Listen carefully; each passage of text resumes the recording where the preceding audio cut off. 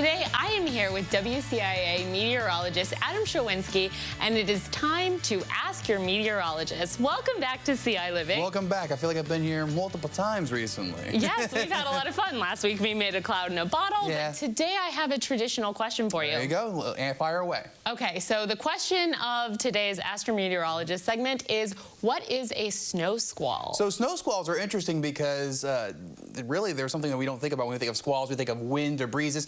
With a snow squall, these short little bursts of snow that come through here, if we want to pull up our graphics real quick, what you'll notice is that with these systems that they come through here, they're really sudden in onset. So they really happen really quickly. Intense bursts of snow and wind combined, so you start to really pick up some really quick dustings of snow there, and can cause whiteout conditions too as well, so visibility gets reduced. These aren't really fun if you're driving down the road, and they rapidly deteriorate conditions though on the roadway and visibility wise, but they don't last too long. Less than 2 hours typically here. So again, you get those sudden quick bursts, not a blizzard, but they're very short and quick, and you know, they're very small lived and impact a very localized area at times here, so they can cause a lot of visibility problems. So what sort of is the difference then, I guess, between a snow squall and a blizzard? So a blizzard's a little bit more on the visibility we look out for. So it's a visibility, but it's a wider area too, and there's different mechanisms for that too as well. But not only are we talking about the potential for that too, when it comes to snow squalls, obviously it can leave us with some quick bursts of snow, right? And so we can really see some quick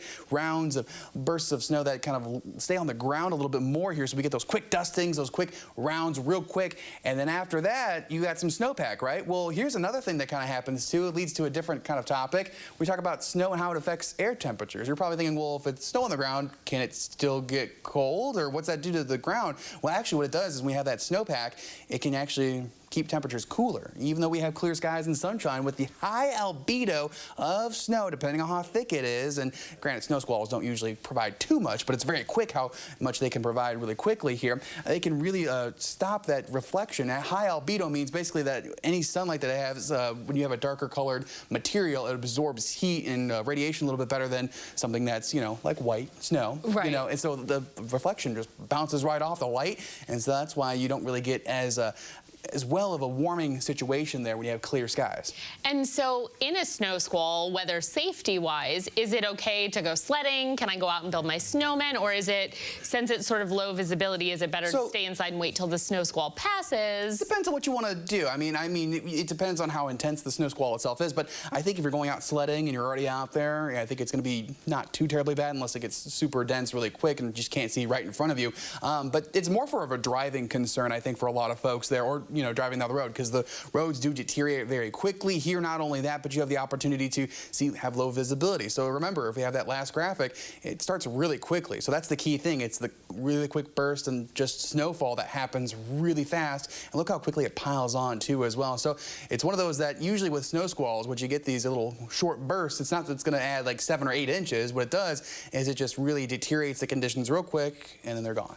And so whiteout conditions, talk to me a little bit about that. What is the definition of a true whiteout situation? Wait, they don't have that in California? No. You know, it's so funny that you say that. I actually, I have my prairie garden sweater. I'm like, I need to be prepared. I'm looking at this going, I do have snow boots, but jacket-wise, gloves-wise, hat-wise. Yeah. So with whiteout conditions, rephrase that question. Sorry, you said it and I made up a joke. Right, but it's sort of relevant because ultimately whiteout conditions. So what is the actual definition? What makes it whiteout conditions versus just a snow squall or just a... So I think a snow squall is more of something you would see on a signature radar, kind of like what we were going to see, that kind of the setup for that particular situation for snowfall. Whereas a whiteout, I mean, you can get that within a snow squall or a blizzard. It's more of the visibility conditions as opposed to what is causing those visibility issues. I see. If that makes any sense. So whiteout doesn't necessarily mean, oh, we have a white Christmas or whatever. Yeah. Whiteout actually means you can't really see very well. No visibility. Yeah, it's very hard to see.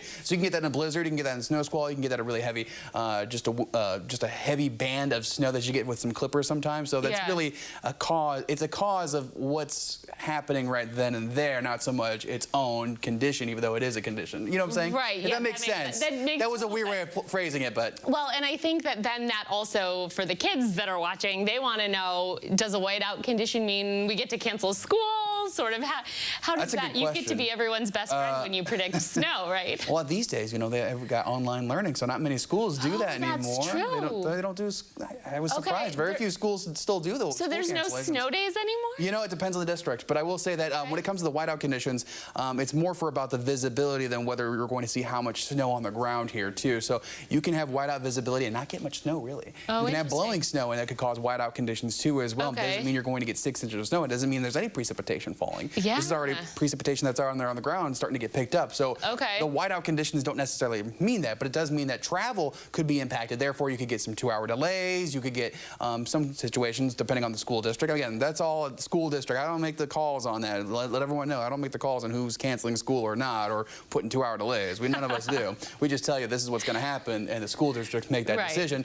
But it can make bus travel a little bit more on the precarious side of things too. Just travel in general. So whiteout's more of a concern for if you're on the road than if you're walking to school, or in general just it's just a travel issue. Whereas you're not seeing feet of snow, you're seeing huge inches of snow. It's just I can't see down the road, a mile down the road. So. And are they mutually exclusive? Like, if there is a snow squall, will you always have whiteout conditions? Not necessarily.